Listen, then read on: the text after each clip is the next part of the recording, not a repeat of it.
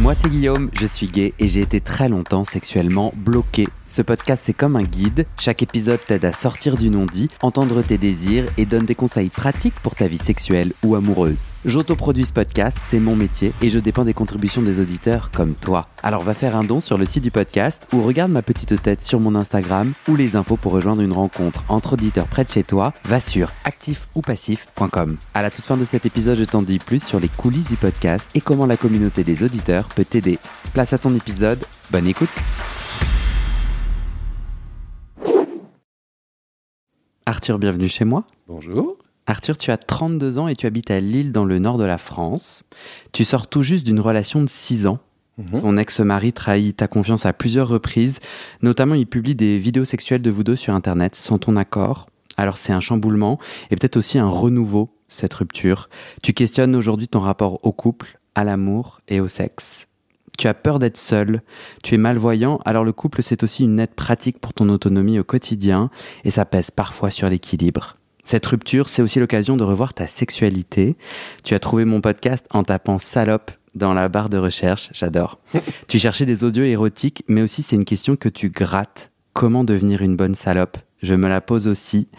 C'est-à-dire libre, heureux et épanoui en se libérant des normes, les normes hétéros, misogynes, mais aussi le validisme que tu vas nous expliquer, en gros toutes les règles du jeu qui t'invisibilisent et t'enferment.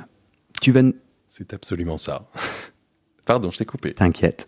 Tu vas nous raconter ton cheminement et avant ça, j'ai envie de te proposer de tirer une première question au hasard, à moins que tu aies une autre réaction que c'est exactement ça. Non, je t'en prie.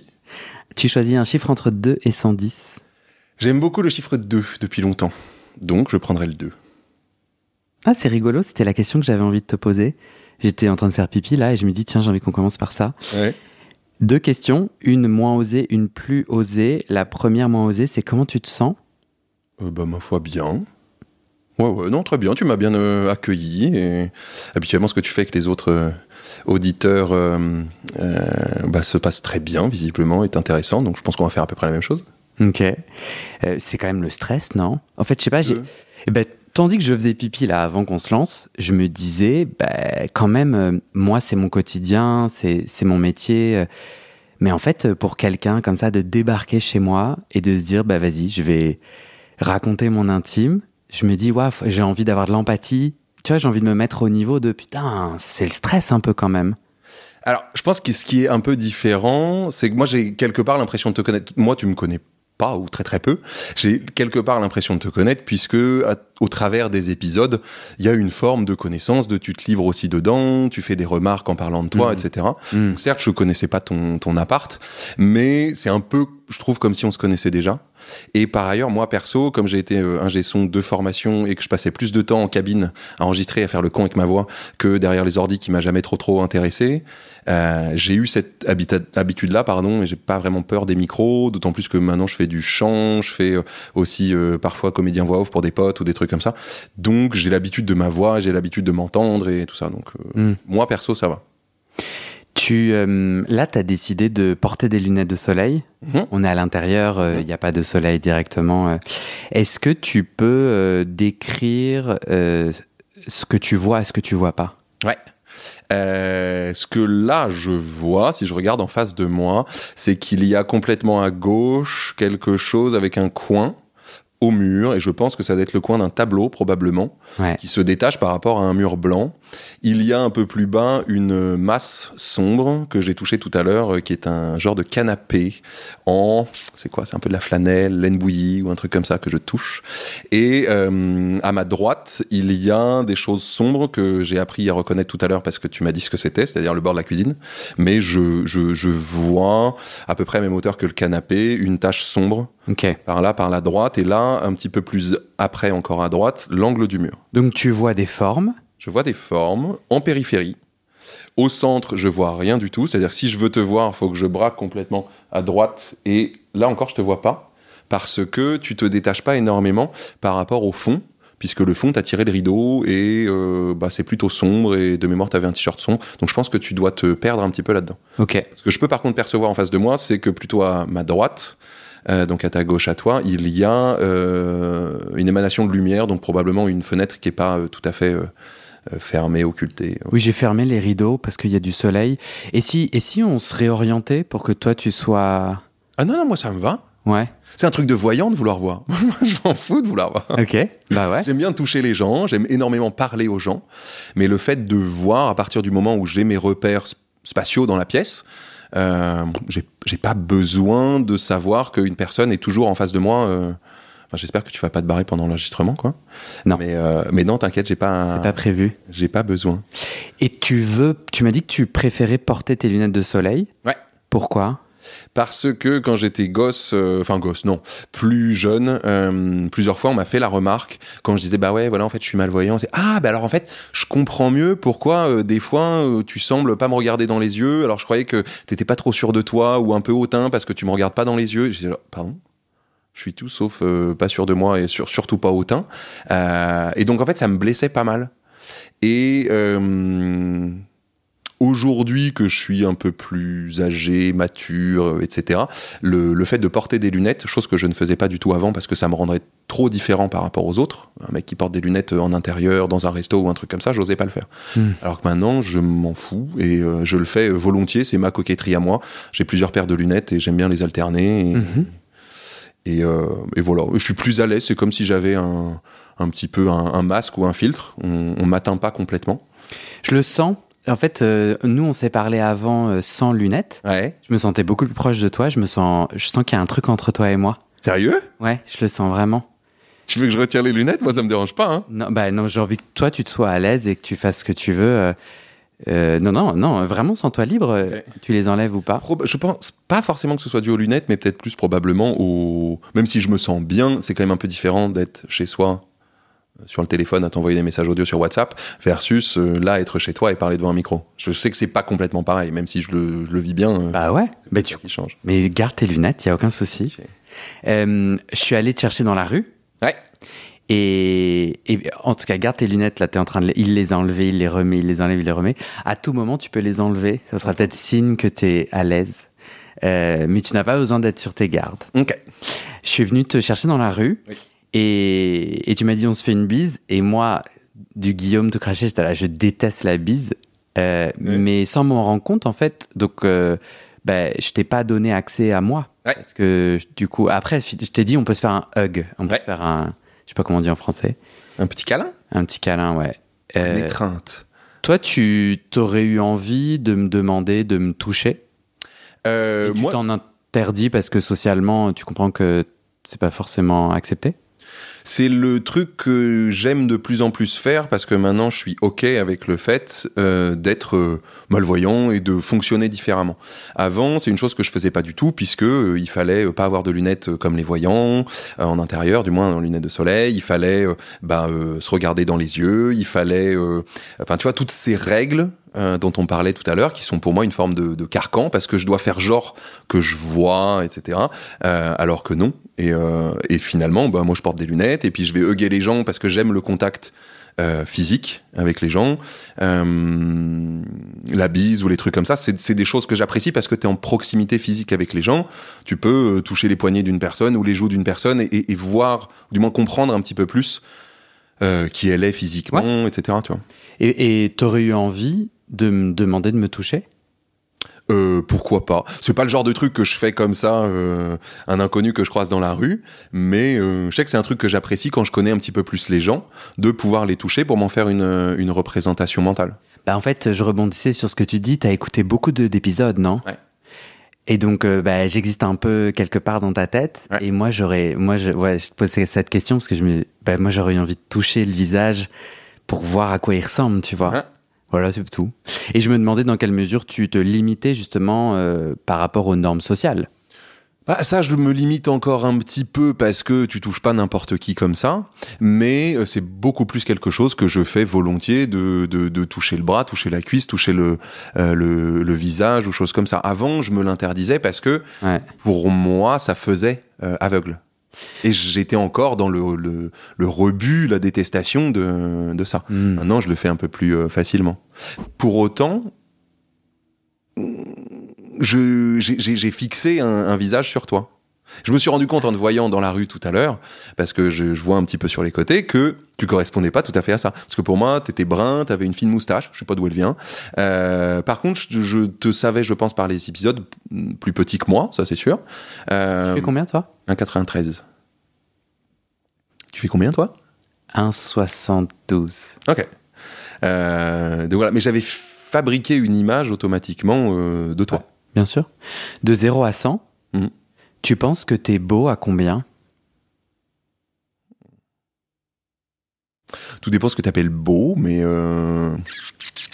si tu considères la beauté du visage, plus du physique, plus je pense la forme de beauté intérieure que j'ai, de d'âme, la beauté d'âme que j'ai, je me mettrais 80.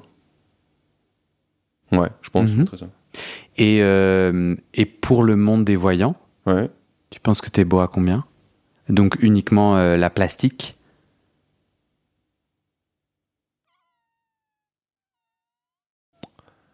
Je sais pas. J'en sais rien. Esthétiquement, je sais que physiquement, je suis pas mal. Je pense que ce que les gens perçoivent pas peu, c'est la beauté intérieure et la beauté d'âme. Donc possiblement que je me mettrais peut-être un 70. Dans la hiérarchie de la beauté telle qu'elle est comprise aujourd'hui par les yeux, tu dirais que t'es à 70 sur 100. C'est pas, pour les voyants, ouais, je pense. Ouais. Je te mettrais plus, Arthur. C'est gentil, merci beaucoup. Mais après, c'est très relatif, hein. T'as une beauté mannequin. Ok. On te l'a déjà dit ? Je vais faire un défilé de mode inclusif à Strasbourg en juin, et avec des mannequins voyants et des mannequins non voyants. J'ai été casté pour ça. Donc voilà, mais non, on me dit pas naturellement que je suis mannequin. T'es sur Grindr ou t'as été sur des applications de rencontres ? Grindr. Ouais. Et retrouvez-moi sur Grindr. Et dans des, c'est un appel ? Ouais, tout à fait. Ah ouais, ok. Je suis sur le marché, quoi. Donc faut se vendre. Ou bien dans des bars gays où ça pouvait draguer. Ouais. T'as déjà été ? Oui. Et les gens te faisaient des compliments sur ton physique ? Oui, je pense. Ouais, il y a moyen. Ou du moins, ils viennent parler ou trucs comme ça. Maintenant, comme moi, je sais pas qui ils sont tout à fait en face, notamment dans des bars gays, je suis moins à l'aise. Ouais. Dans ces moments-là. Donc, tu ne sais pas qui ils sont, c'est-à-dire, toi, ce qui va t'exciter, c'est quoi ? Donc, on est dans un bar gay, il y a de la musique assez forte, mais on peut quand même un peu s'entendre. Alors ça va, je peux bien rester dans ton bar gay. Ok, ouais, c'est ça. Comment quelqu'un peut te plaire ? Quelqu'un peut me plaire en venant vers moi, en me faisant marrer, en ne me posant pas trop de questions sur la déficience visuelle parce que j'ai pas envie d'être la bête de foire de ça. J'en parle volontiers, ça fait partie de moi, de mon métier, de plein de trucs. Mais là, on est dans un bar gay, donc on va se parler d'autres choses sûrement. Ouais. Et j'ai pas envie qu'on parle que de ça. Et plutôt quelqu'un avec une personnalité assez pétillante, avec une voix qui fluctue pas mal, qui peut aller dans les graves comme dans les aigus, et puis des trucs où on sent qu'il se passe quelque chose. Il y a de la vibration. Ok. Et sur le plan du physique, je remarque que, et je suis assez fier de ça, je me débarrasse de plus en plus de la beauté physique, au sens esthétique du visage, par exemple, pour aller beaucoup plus vers quelque chose de l'âme, forcément, et du corps, au sens de, pour moi, une personne que je vais désirer va pas forcément être trop large et musclée, etc., mais beaucoup plus fin, un physique plus flexible, athlétique, pas forcément très grand. Là, tu décris ton style. Ouais. Alors, j'ai besoin de précision parce que tu parles de la beauté esthétique et juste avant, tu me dis que tu vois des formes et des couleurs. Tu la considères comment ? Enfin, elle t'est accessible comment, la beauté esthétique ? Tu parles de quoi ? Le toucher ? Avant, c'est parce que moi j'ai une maladie qui est dégénérative à la vision. Donc tous les souvenirs que j'ai sont possiblement avec des mémoires de visage, etc., qui avaient plus de détails. Aujourd'hui, je vois que je m'en détache de plus en plus, mais je la repérais en prenant une photo, zoomant dessus, en me faisant décrire par d'autres personnes, quitte à avoir des surprises parce que je finis par pécho un mec en soirée pensant qu'il correspond tout à fait à la description. En fait, il a une putain de moustache et j'ai jamais merde, c'est pas du tout mon style, le mec à moustache. T'aimes pas les moustaches? Bah là j'ai été très très surpris, très désarçonné quand on s'est revu, il s'est rasé et c'est beaucoup mieux passé. Mais là ça m'avait surpris parce qu'il m'avait décrit un mec avec tout correspondait. Qui t'avait décrit? Mon poisson pilote de l'époque, à savoir un de mes potes, gay aussi, qui m'a fait rencontrer pas mal de gens, qui me décrivait certaines personnes en soirée, etc. pour que je puisse éventuellement me dire bon bah je vais aller me rapprocher, discuter un peu avec lui et voilà. Mais j'avais besoin à l'époque de savoir que cette personne-là était baisable. Ok. Alors qu'aujourd'hui, j'en ai moins besoin, surtout pas sur le visage, et de pouvoir plus facilement me rendre compte que à la forme des bras, du corps, etc., oui, ok, on peut fitter ensemble. Ça, en général, comme tu touches pas les gens, bah, tu vas le demander à des potes. Ok. Parce que toi, en fait, ce qui va impacter quelqu'un qui est baisable, entre guillemets, pas trop fan de l'expression, Arthur. Je comprends. Ça fait un peu genre les gagnants et les perdants, mais en tout cas, tu décris ton goût. Voilà, tout à fait. Voilà, donc pour moi, pour toi. Et du coup, ce qui rend quelqu'un de baisable pour toi, ça va être ce que tu imagines son corps être, ou bien c'est qu'en fait, en touchant un corps athlétique sans moustache, ça t'excite et ça te fait du bien. Oui. Est-ce que c'est psychologiquement, ça t'excite, il est baisable, comme je sais qu'il est baisable dans le monde des voyants, ça m'excite. Et en fait, dans notre rapport sexuel, quand je touche un corps plus ou moins musclé, bah, il n'y a pas une grosse différence dans mon plaisir sexuel. Ou est-ce que si c'est corporel, les différentes formes de corps procurent différents types de plaisir pour toi dans le toucher? Aujourd'hui, c'est plutôt le deuxième. Vraiment, la forme du corps, de la fesse, d'une épaule ou de les descentes de reins ou trucs comme ça, je suis assez fan. Au toucher. Ouais, une cuisse fine ou voilà. Alors qu'avant, j'avais beaucoup plus besoin d'une validation extérieure, de me dire que cette personne était reconnue comme désirable ou belle. Pour les voyants. Pour les voyants. Et c'est tout à fait ce qui s'est passé avec mon mari de l'époque. C'est-à-dire qu'on s'est rencontrés à une soirée, mais je savais que c'était la cible de la soirée, puisque avant, un de mes potes, le fameux poisson pilote, m'avait dit « Putain, mais faut que tu rencontres un tel, c'est la plus bonne de mes copines. » Et moi, j'ai dit « Ok, très bien. » Bah, c'est ça que je veux. T'avais envie de gagner le gros lot. Le gros lot, ouais. Bon, je me suis rendu compte plus tard qu'à l'intérieur, la beauté n'était pas là. Mais extérieurement, oui, c'est un mec qui avait, enfin qui a toujours, une beauté assez largement reconnue. Reconnue, d'accord, ouais. Parce que moi, je sais que j'ai une beauté aussi, mais je pense que je suis moins tout à fait dans les codes, tu vois, que lui. J'ai une forme de beauté plus particulière parce que je suis plus grand, je suis très sec, alors que lui il va être plus carré, plus musclé, avec une mâchoire comme ci comme ça, avec une petite gueule d'ange, alors que moi je suis un peu plus ridé de la tête, un peu plus barbu, un peu plus ridé. Ouais, c'est ce qu'il m'avait dit à l'époque. J'avais les rides d'expression là sur le front. Qui t'a dit ça? Lui. Mon ex, Marie. Ok. C'est validé par tes amis, ça? Non, je sais pas. Revérifie. Ok. Visiblement, tu ne valides pas tout à fait le truc. C'est quoi le problème avec les moustaches? T'as dit j'aime pas les hommes avec moustaches. Bon, c'est pas qu'il y ait des problèmes, hein, mais c'est pas trop mon kiff. C'est un kiff au toucher ou un kiff psychologique? Bah, au toucher, ça c'est sûr, parce que c'est le premier truc que je sens. Et cette espèce de truc un peu piquant au-dessus de la lèvre, c'est pas mon kiff. Et les moustaches, dans le souvenir que j'en ai, c'était pas forcément le truc qui me faisait bander. Dans le souvenir... t'as quel âge dans ce souvenir? Je sais pas exactement, mais probablement autour d'une quinzaine, quoi, quand je commençais à être plus sexuellement conscient et désirer des gens, etc. Tu dirais que ta vue s'est dégradée chaque année un petit peu, ou il y a eu des moments... Non, moi ça a été vraiment en pente douce depuis mes 13 ans, donc il y a 19 ans.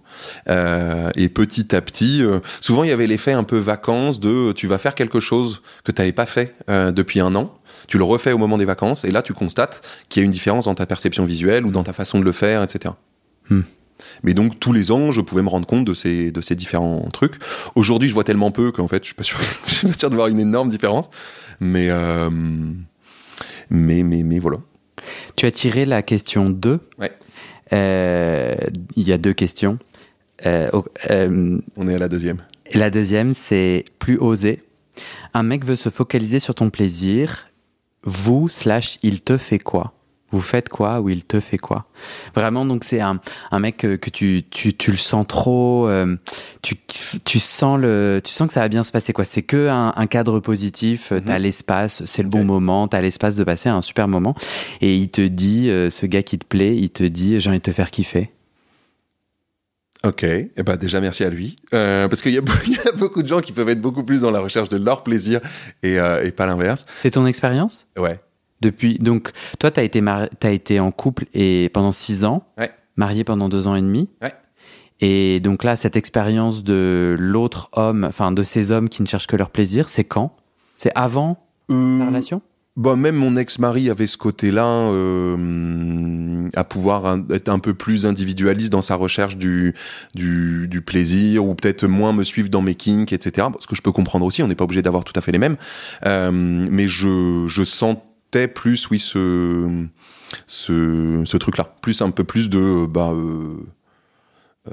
il fallait d'abord que ça puisse le servir lui. Ok. Mais pas de façon pathologique, hein, donc ouais. ça va. Ça fait combien de temps que vous êtes... la rupture, c'était il y a combien de temps ? On se l'est vraiment dit début avril. Donc c'est vraiment il y a peu de temps. Hein. Et là, on est... fin avril. Fin avril. Il y a un mois. Ouais. Ouais, c'est très frais. Ouais. Et d'ailleurs, on s'est demandé, est-ce que c'était le bon moment d'enregistrer ? T'as répondu oui. Oui. On revient à ma question... parce que sinon j'allais t'emmener dans une autre question, et non, Guillaume, concentre-toi.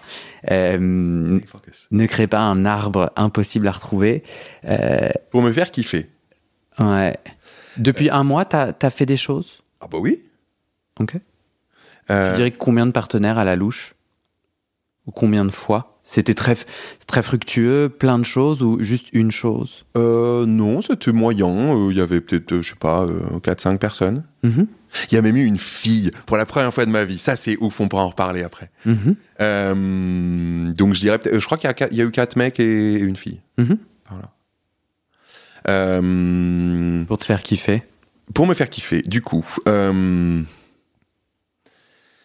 Déjà, ce qu'il faudrait, c'est toute une phase un peu de découverte, de caresse du corps, chez l'un et chez l'autre. Moi, ça participe à mon plaisir de pouvoir dessiner l'autre, savoir comment il est.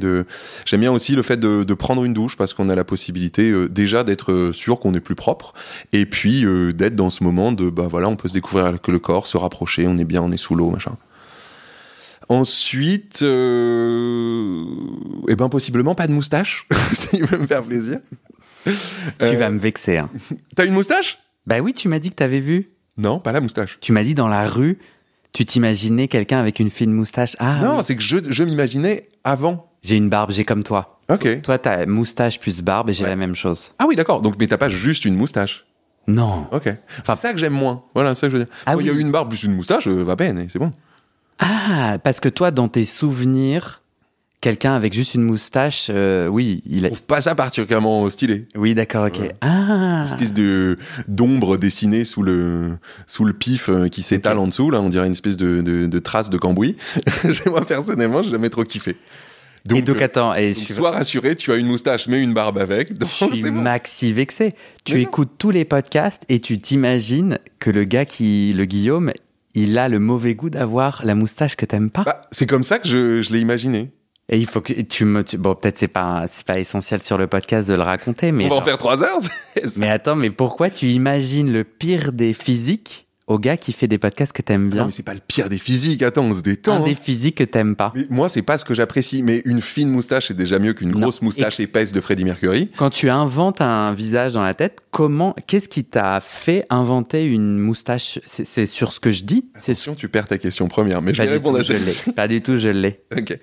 Parce que ça raconte ton désir, pas envers moi, mais quand tu entends une voix et que tu y crées un visage, le moment où tu l'affubles d'une moustache alors que ça te fait pas forcément kiffer, va impacter ton désir. Oui, possiblement. Mais c'est pas du tout une mécanique consciente.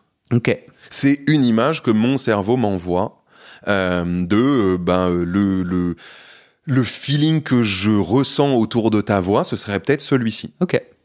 Et ça vient tout de suite, c'est-à-dire que dès que tu rencontres quelqu'un, il y a quelque chose qui se crée, ou c'est au fur et à mesure? Ça peut être au fur et à mesure, parce qu'après, il va y avoir des éléments qui vont bouger, et je vois cette représentation mentale qui peut bouger. Ouais. Où je vais aller changer un visage, changer une couleur de cheveux, ou choses comme ça.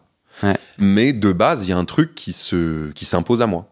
Ouais. Un peu comme dans tes rêves, où tu vas agréger en fonction... Peut-être que, d'ailleurs, j'ai créé cette image de toi, parce qu'une image que je connais ressemble à ta voix. Ouais. Et donc, c'est ce truc-là que je suis allé chercher dans mon référentiel visuel et de voix. Peut-être, je sais pas. Honnêtement, j'en sais rien. T'es la première personne à me poser la question. Mais comme dans les rêves, il y a des visages qui sortent. Ça fait un mois que vous êtes séparés avec ton ex-mari, 4 hommes, 1 femme. Pour te faire kiffer, on commence par du toucher, se découvrir, une douche. Petit souci avec les odeurs? Oui. Ça te met très mal à l'aise? Ça me dérange un peu. Donc même petit effluve de transpiration? Non. Non, ça va. Ça peut même avoir un côté un peu excitant. Transpiration trop forte? Non. Ouais, moins. Je m'asperge, la personne s'asperge de Cologne? Non. Moins. Ok. Je préfère un mec qui cocotte qu'un mec qui sent la transpire. Mais une belle odeur un peu musquée, un peu sucrée dans le creux du cou ou derrière l'oreille, c'est plus chic, je trouve. Il est beau ton lapsus. Pourquoi? J'ai dit quoi? Une odeur un peu musclée. Un peu musquée. Le muscle est assez important dans l'image de ton désir? Le fait d'être fité, oui. Pourquoi? Parce que j'aime ça de moi, parce que quand j'étais plus petit, j'étais en surpoids, et qu'on m'a dit que c'était pas bien, qu'il fallait maigrir, et que je me suis conformé à ça, et que du coup, je pense que j'ai probablement un peu cet héritage-là, mais par ailleurs, je sais que c'est des trucs qui me plaisent, d'avoir un corps qui va être fin, mais légèrement dessiné de muscles et de formes, légèrement saillantes. Par contre, un corps trop imposant, trop important, trop gonflé, c'est moins mon kiff. Et t'as déjà senti l'énergie sexuelle complètement en désaccord avec la forme du corps? Tu vois ce que je veux dire? Parfois, on sent un truc, une connexion ultra puissante, ouais. Alors même que le corps qui est en face de nous, au toucher, n'a pas le montant des muscles ou les poils qu'on désire, etc. T'as déjà senti ça? Pas dans mon souvenir, probablement, parce qu'il y a plein de gens qui peuvent émettre quelque chose qui n'est pas la même chose qu'ils émettent visuellement. Mais dans un contexte de rencontre amoureuse ou sexuelle ou truc comme ça, j'en ai pas le souvenir. Quand tu parles du visuel de tes amants ou des hommes qui peuvent partager ta vie, on est d'accord que tu parles au nom du monde des voyants et que toi, ça n'a aucun impact sur ta réalité. Ça a quand même une forme d'impact, et parce que j'ai cet héritage-là, vu que je suis né voyant et que j'ai été sociabilisé, éduqué comme ça et compagnie, mais je constate que ça en a de moins en moins. Et je m'en fous aujourd'hui, quand je capte un mec sur Grindr ou ailleurs, de savoir à quoi il ressemble. Ce qui m'importe plus, c'est de pouvoir le toucher et de voir ce qu'il dégage de son corps, par exemple. Ok. Donc, ça a de moins en moins d'importance. Je comprends. Mais il y a encore cet héritage-là. Enfin, tu te débarrasses pas de tout ça en 2 secondes. Et du coup, le moment où tu es intime avec cet homme que tu sais muscler, tu le confirmes en touchant des doigts qu'il est musclé. Par exemple, tu sens, je sais pas, sa musculature, ses biceps. Et tout ça participe à ton excitation. C'est-à-dire l'idée de savoir que tu es en train de choper un mec fit excite autant que le toucher du muscle. Ouais. Ok.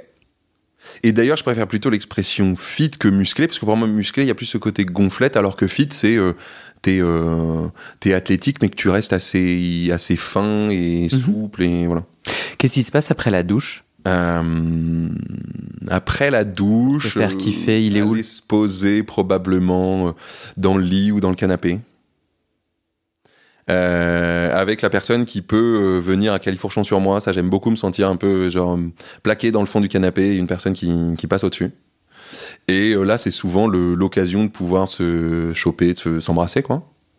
Continuer à se toucher, notamment avoir accès plus facilement avec mes mains au dos, la ligne du dos. Je trouve ça très très beau, des gens qui ont comment ça s'appelle, une ligne lombaire qui est dessinée. Je trouve ça joli. Et de pouvoir descendre jusqu'aux fesses et voilà, et de découvrir et toucher tout ça. De se faire un peu monter la pression. Et quand du coup la personne est à califourchon, c'est ça? Ouais, à cheval au-dessus de moi, quoi. À cheval au-dessus de toi. Pourquoi t'aimes ça? C'est quoi c'est de plus pouvoir bouger, sauf les mains? Je pense qu'il y a un petit côté un peu comme ça, un peu dans la contrainte, mais qui n'est pas du tout une contrainte, mais de la personne se met sur toi. Ça m'arrive jamais, moi. C'est vachement intéressant. Je crois qu'elle m'est désagréable cette position justement parce que je peux moins bouger. Ok. C'est intéressant, ouais. Moi, j'aime bien, et à l'inverse, je suis plus embêté quand c'est moi qui suis au-dessus parce que physiquement, je suis moins bien, je dois être dans la retenue parce que sinon, j'ai l'impression que je vais tomber sur la personne. Quand tu la pécho, comme t'as la gravité qui fait son office, bah, t'as l'impression que tu vas lui baver dessus parce que ça peut glisser de ta bouche, ou truc comme ça. Et du coup, je suis pas du tout pas du tout, mais je suis moins en confiance dans cette position-là. Pas de trip sur la salive. Si, mais quand c'est ok avec la personne en face, etc. J'ai pas juste envie de faire et de lui baver dessus alors que c'était pas l'intention, quoi. Ok. On peut se lécher, se cracher dessus et machin, mais il faut que ce soit ok pour tout le monde et que ce soit voulu, quoi. Ok. Tu peux rajouter un seul élément à tes kiffs pour passer un super moment avec cette personne, ça serait quoi? Le truc le plus important, le plus joyeux et cool que t'aimes faire sexuellement? Il y a un truc que j'adore faire et que je trouve j'ai trop peu souvent l'occasion de faire, c'est de mettre des doigts à quelqu'un. Mm-hmm. Je trouve ça génial parce que tu continues dans la découverte tactile des gens, mais là tu vas à un niveau supérieur, c'est que tu rentres dans l'intériorité de la personne et que tu peux aller t'amuser à aller titiller une prostate, repérer où c'est, élargir un peu avec le tour du doigt. Et je trouve ça hyper chouette à faire. Plutôt que d'y mettre ta bite? Ouais. C'est encore un peu différent, mais disons que mettre la bite, paradoxalement, c'est plus habituel. Alors que mettre des doigts, il y a soit des gens qui veulent pas du tout, soit, en général, il y a pas mal de gens qui aiment pas trop prendre des doigts. Mm-hmm. Et du coup, c'est un petit plaisir un peu plus rare. Alors que mettre une bite, voilà. Ça veut dire, ouais, c'est fréquent, quoi. C'est beaucoup plus fréquent. Ah oui, donc ça t'excite. Ouais. Le fait que ça soit rare. Ouais, je trouve. C'est l'aspect un peu psychologique. Probablement. Et l'aspect psychologique de je viens te toucher et te découvrir jusqu'à ton intérieur, et parce que forcément j'ai une précision avec les doigts qui est plus importante qu'avec la bite, et aller chercher une prostate ou un truc comme ça, je le fais beaucoup plus volontiers, et voir que la personne est juste avec un appui de doigt en train de kiffer, où tu sens que t'as la peau de poulet qui se dessine sur la descente de rein et tout, c'est méga excitant, je trouve. Attends, tu m'as perdu. Peau de poulet, descente de rein, peau de poulet. J'ai jamais touché. Tu dis pas ça comme ça? Non, mais tu dis tout ce que tu veux. J'ai jamais touché de poulet de ma vie, je crois. Ok. L'expression peau de poulet, je sais pas si ça représente vraiment le poulet en lui-même, mais c'est juste l'expression probablement qui vient de ma famille ou de je sais pas où. Mais la peau de poulet, c'est un peu, tu sais, quand t'as les frissons dans le dos ou ailleurs et t'as les poils qui s'irrissent. Ah, moi j'appelle ça chair de poule. Ah bah oui, chair de poule, très bien. Peau de poulet, chair de poule. C'est peut-être moi qui ai un peu vrillé l'expression. Ah, mais je suis sûr qu'il y a 1000 expressions partout dans le monde. Chair de poule, bah voilà. Ouais, c'est les petits points là qui apparaissent quand tu... Ok. Qui sont pas tactilement stylés, mais l'idée derrière de dire qu'en fait la personne a des frissons parce que t'es en train de lui agiter la prostate est géniale, et elle a même pas besoin de le verbaliser, c'est son corps qui transpire ça, et je trouve ça très beau. Ouais. Plus, toi, t'as plus de plaisir à donner du plaisir anal qu'à en recevoir? Les deux. Moi, je suis vraiment vers ça par excellence.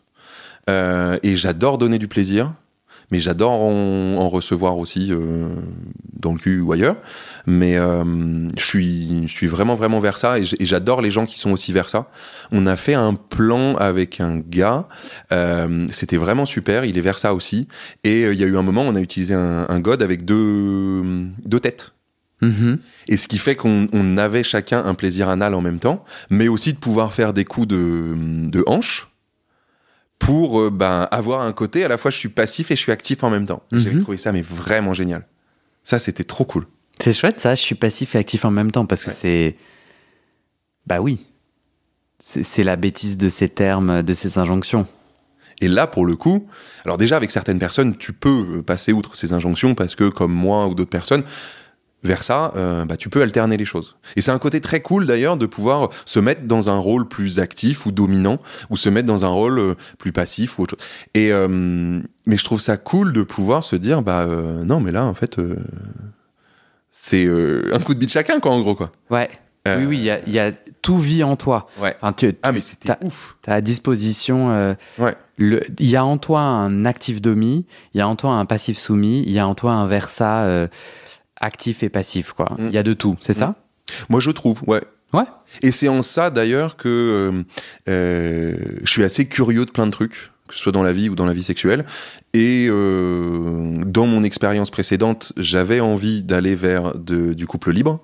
Et aujourd'hui que je suis célibataire, j'ai envie de pouvoir accumuler différentes expériences et en fait sortir des sentiers battus que j'ai toujours connus, parce qu'au début, quand j'ai commencé ma sexualité, ok, t'es gay, mais tu veux pas être la salope de service, donc c'est toi qui prends.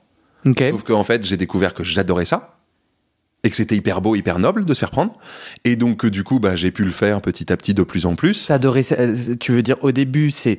Vers quel âge tu fais un coming out assez tard, moi, parce que j'ai toujours eu du mal à m'extraire de la norme. Et du coup, c'était à 20 ans. Ok. À 20 ans, tu te le dis ? Non. Avant, je commence à m'en parler un peu plus. Coming in ? Ouais. Exactement. Mais le coming in, il a été assez tôt pour le coup, parce que j'ai toujours eu ce jardin intérieur assez florissant. Et quand j'étais petit, plein d'objets de la maison pouvaient passer dans mon cul, pouvaient être utilisés pour sexer, etc. avec. Sans que tu fasses un lien avec gay, avec ton identité sexuelle, j'imagine. De plus en plus, mais pas du tout au début. Ouais. On peut être hétéro et avoir envie de mettre des objets dans son corps. C'est ce que j'ai découvert de plus en plus et je trouve ça super chouette dans la déconstruction un peu de ces normes-là. Mais à l'époque, je pense que tant que je le verbalisais pas, ça n'existait pas. Ok. C'était quoi en fait, je crois comprendre qu'il y a deux mouvements incroyables, fondamentaux qui se vivent pour toi. En même temps que petit à petit, tu perds la vue, petit à petit, tu te découvres gay. C'est des... est-ce qu'il y a des ponts entre ces chemins parallèles ? Est-ce que c'est vraiment deux trucs complètement... qui se sont jamais parlé l'un à l'autre ? Ou au contraire, tout ça se mélangeait ? Je m'étais demandé, quand j'étais plus petit, est-ce que je suis vraiment gay, ou en fait, parce que je connais pas le corps d'une femme et que ça me stresse et que je peux pas accéder facilement à des images ou des objets qui me permettent de mieux comprendre le corps d'une femme, etc. Est-ce que je vais pas vers la facilité, c'est-à-dire le corps d'un mec ? Pourquoi t'avais pas accès à des images ou des objets Pas plus difficilement, parce que je suis malvoyant. Donc j'avais pas tout à fait la même représentation de ça, le même niveau de détail. J'arrive pas à comprendre. Mais parce que tu t'es construit l'image d'un homme et avec les mêmes armes, avec...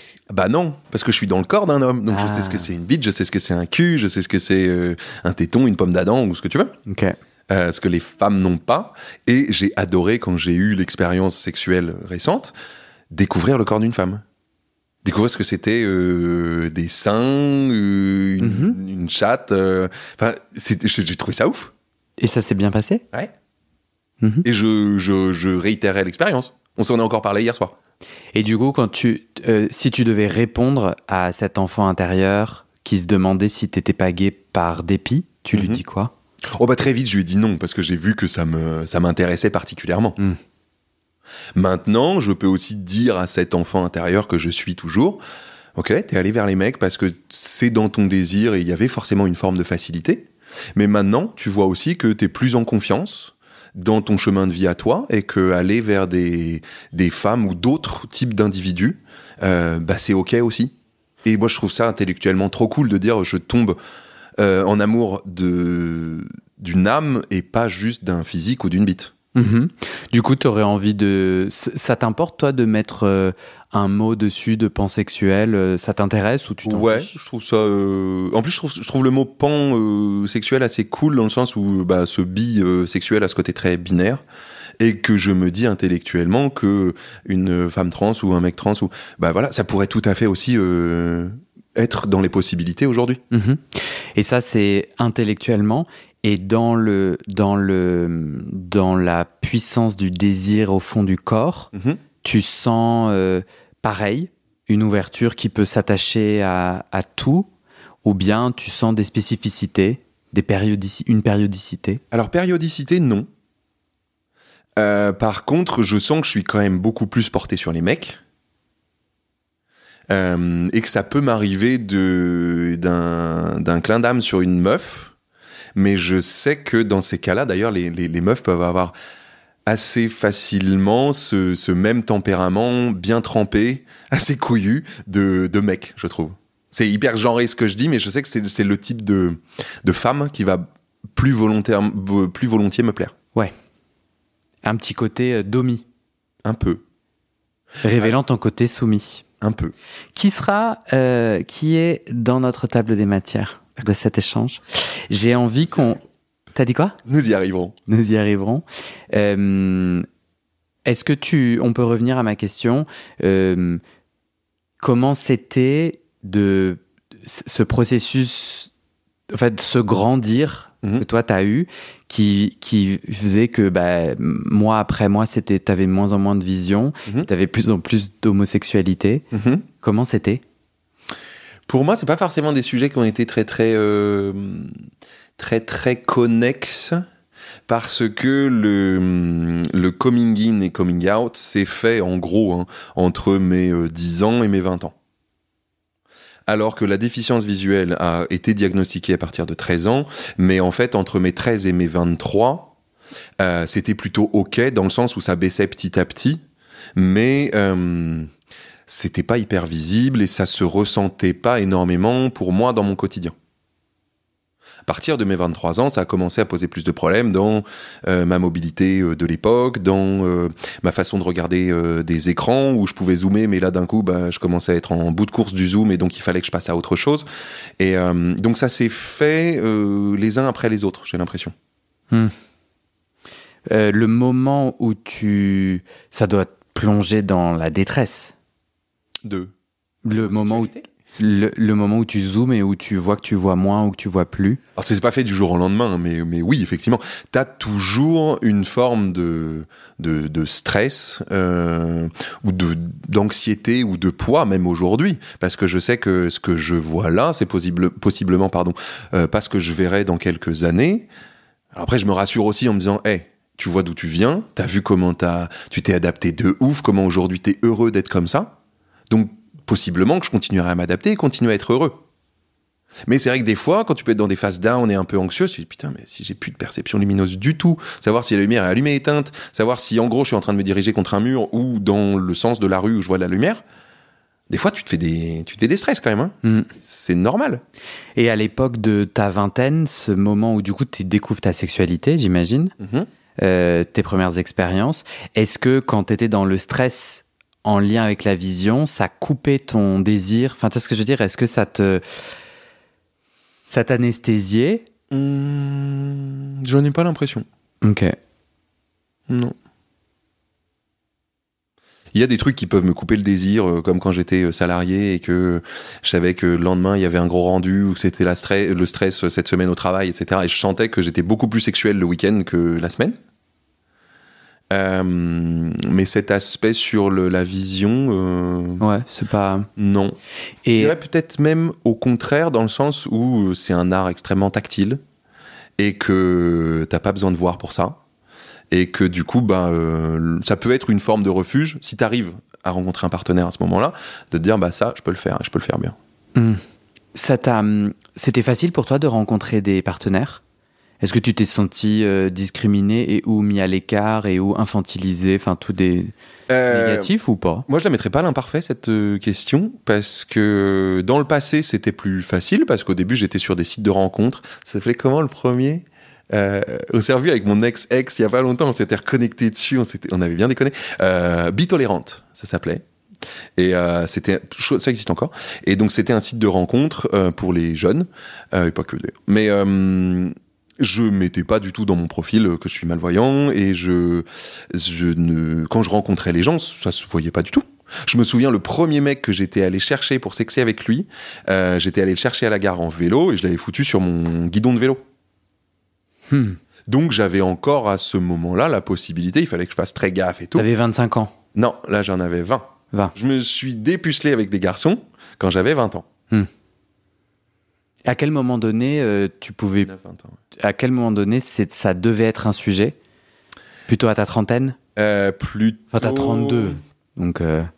Plutôt, à partir du moment où c'était plus compliqué pour me balader dans la rue, etc., et que plutôt qu'une canne, j'avais opté pour un chien guide, et c'est elle qui, quelque part, m'a invité à m'adapter, pas que pour la mobilité dans la rue, mais pour plein d'autres trucs dans ma vie de tous les jours. Et t'avais quel âge?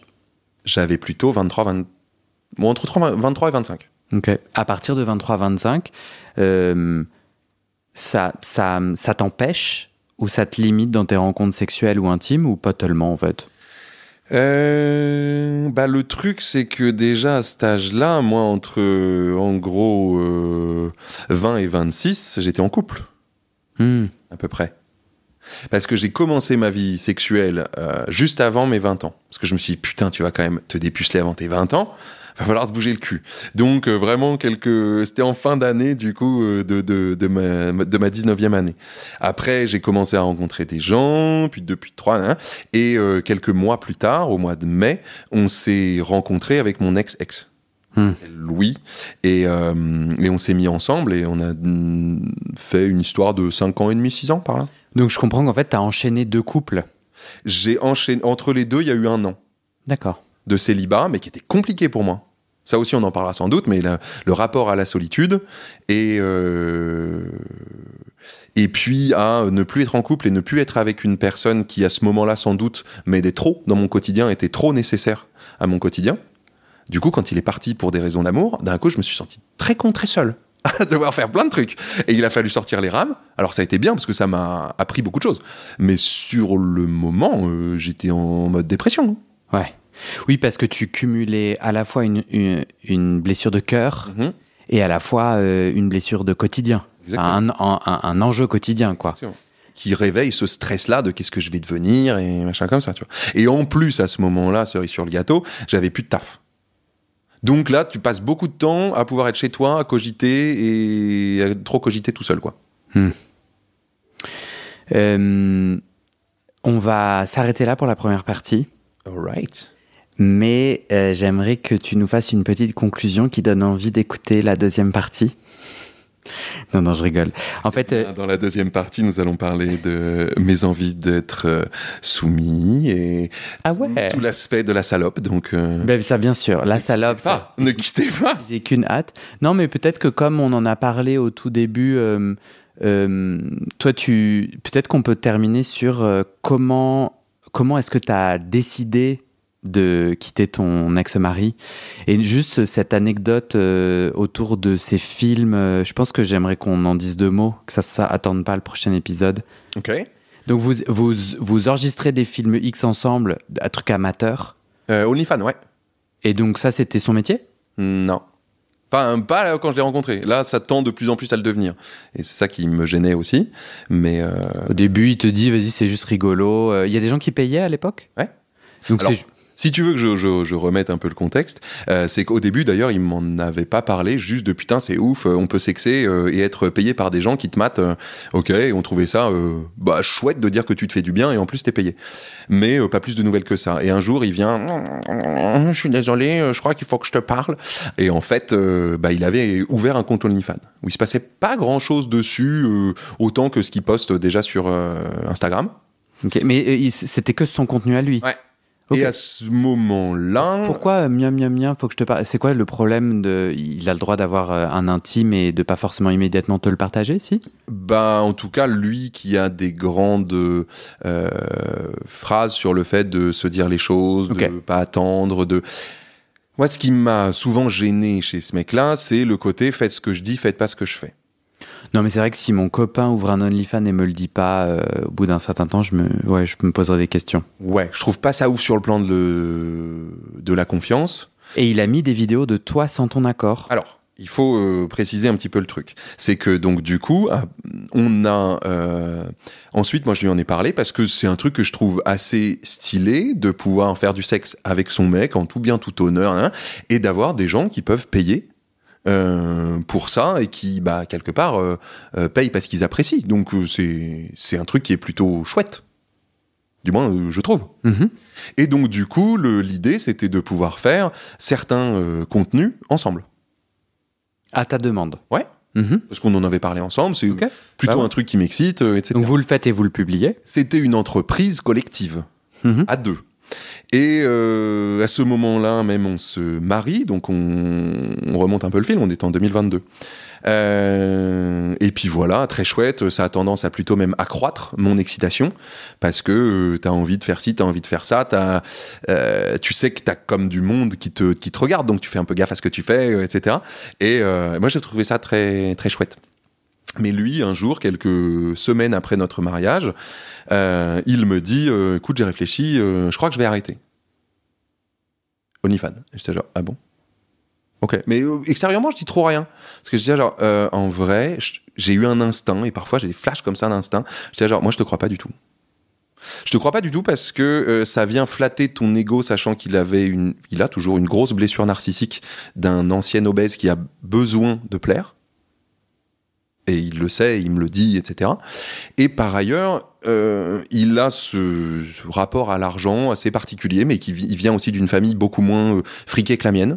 Et je me suis dit, putain, te priver d'un truc qui à la fois te ramène de l'argent et flatte ton ego dans le bon sens, ça m'étonnerait que tu lâches vraiment ce truc-là. Tu lui as dit ça? Non. Ok, mais dans ta tête, tu t'es dit ça. Dans ma tête, t'inquiète que je me le suis dit. Je me suis dit, vas-y, laisse faire le truc. Un jour, je lui ai chopé son téléphone, parce qu'en fait, dis-toi que ce compte OnlyFans, je savais à peu près ce qui se passait, mais en fait, il me disait ce qu'il voulait. Mais je ne savais même pas le nom du compte OnlyFans. Donc, je pouvais même pas aller voir par moi-même ou demander à un poisson pilote d'aller chercher ou truc comme ça. Ouais. Donc, un jour, je lui chope son téléphone, je vais voir dans l'historique, je vois la dernière connexion OnlyFans sur le compte de l'époque. Voilà, je le note dans mon téléphone, et puis quelques jours plus tard, quand j'étais au boulot sur Paris, je vais regarder les dernières publications en me créant un compte. Et c'est là que je vois que le compte n'était pas fermé, et qu'il y avait des vidéos que je lui avais expressément demandé de ne pas diffuser de lui, parce qu'il parlait aux spectateurs imaginaires.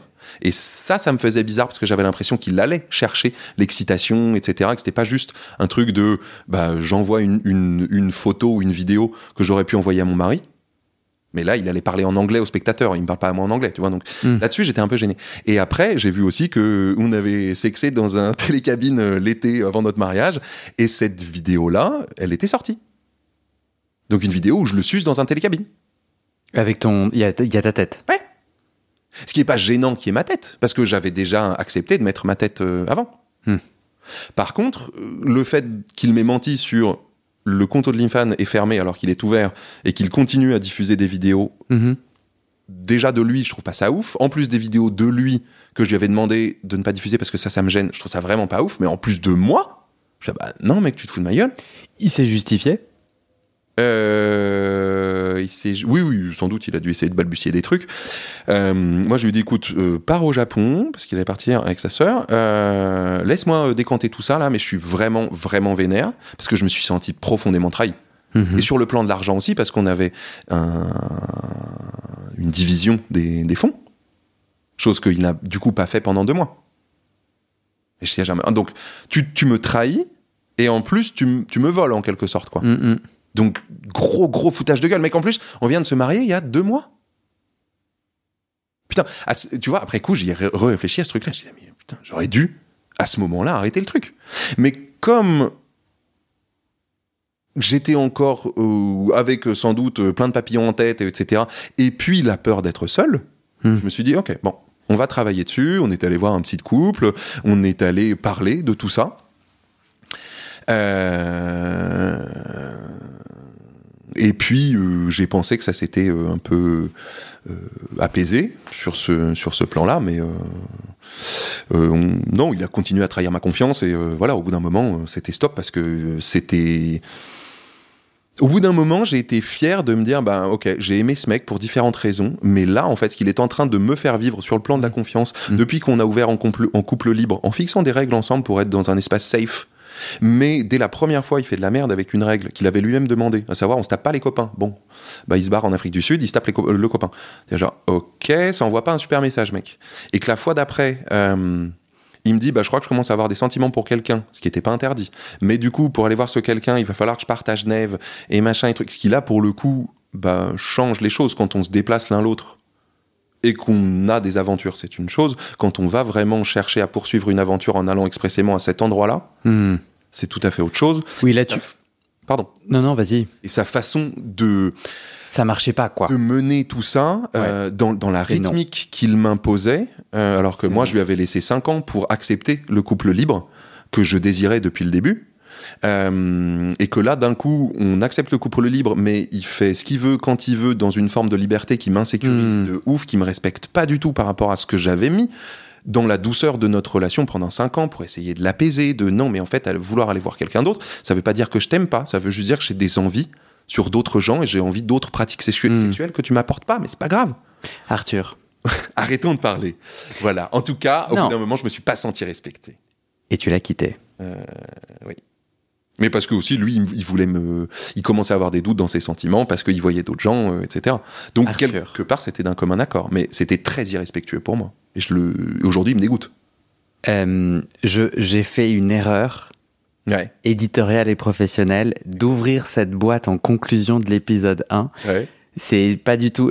Du coup, j'aurais pas dû te lancer sur un sujet puissant comme ça en conclusion. Okay. Mais c'est très bien, tout ce que tu as dit, c'est très bien. On va continuer dans l'épisode 2. Okay. En fait, je suis curieux de t'entendre justement sur ce rapport à la confiance et un peu l'enjeu de l'équilibre quand en fait, le couple est aussi un endroit pour ton épanouissement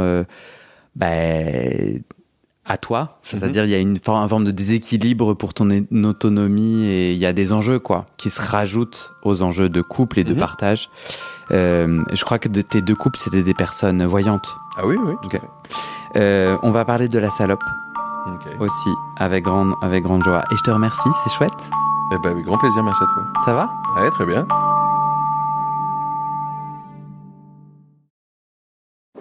Mes petits choux, c'est Guillaume, ton podcasteur. Je serai au Québec ce août et ce septembre 2025, oui, là, cela, et je cherche des connexions locales pour m'aider à découvrir le Québec. Moi, le stressé du contrôle, j'ai rien planifié, j'ai envie de me laisser porter par les rencontres et les canapés d'auditeurs dispo un peu partout au Québec. En dehors du podcast, j'aime 4 trucs dans la vie, me baigner, ma passion, marcher dans les arbres, deuxième passion, manger et écouter les locaux me raconter l'histoire locale. Alors si tu es au Québec, si tu as des conseils, un canapé ou juste tu veux me faire coucou, contacte-moi activeoupassif.com/Québec. À bientôt. Et c'est la fin de cet épisode. Je te donne 4 raisons d'aller tout de suite sur le site du podcast activeoupassif.com. Numéro 1, viens à une rencontre entre auditeurs près de chez toi ou un enregistrement en public. Raison numéro 2, va voir notre annuaire collaboratif entre auditeuristes, des soignants gays ou queer-friendly, déjà 230 contacts partout dans le monde. Raison 3, viens suivre les coulisses du podcast et mes pérégrinations sur mon Insta ou le groupe WhatsApp privé. Raison numéro 4, viens discuter entre auditeurs sur le Discord, on est déjà plus de 1000 membres. Et enfin, tu le sais peut-être, ce podcast c'est mon boulot à temps plus que plein et j'ai décidé de le garder gratuit et de refuser les sponsors commerciaux. Ça veut dire que je dépends de vous, mes petits auditeuristes. J'ai besoin qu'on soit 400 à donner 60 € par an, c'est le prix d'une seule séance de psy, pour avoir une première sécurité financière. Aujourd'hui, en mai 2025, on est 237 sur les 400. Alors si ce podcast t'aide ou t'inspire, rejoins les 400 maintenant, activeoupassif.com/don. D-O-N. Tu peux aussi m'aider en mettant tout de suite 5 étoiles et en t'abonnant au podcast sur ta plateforme. C'est des petites actions qui poussent l'algorithme à proposer le podcast à plus de gens et ça m'aide à trouver des témoignages et des donatrices. Merci à toi et à très bientôt dans tes oreilles.